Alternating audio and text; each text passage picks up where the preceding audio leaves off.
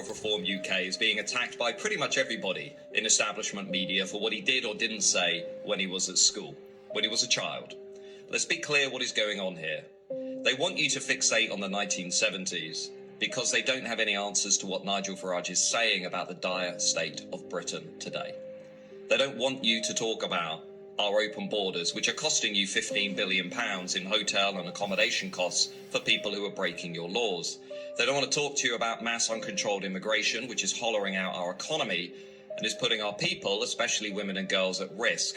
They don't want to talk about the highest tax burden in this country on record, or the fact that you are spending £100 billion every year just servicing the interest on our country's credit card.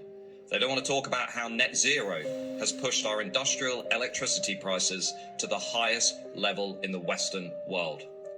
They don't want to talk about our housing crisis, the fact that actually more than half of all homes that are going to be built are needed just to keep up with past migration. They don't want to talk about the biased BBC being paid for by the British people to push pro-immigration and pro-trans views.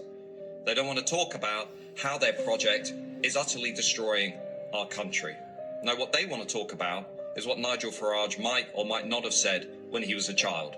It's utterly ridiculous, it's outrageous, and it reflects a media and a ruling class that has completely lost touch with this country, has no serious interest in what's going on in this country, and really doesn't understand what's going on in the minds of the hard-working, law-abiding, tax-paying people of this country.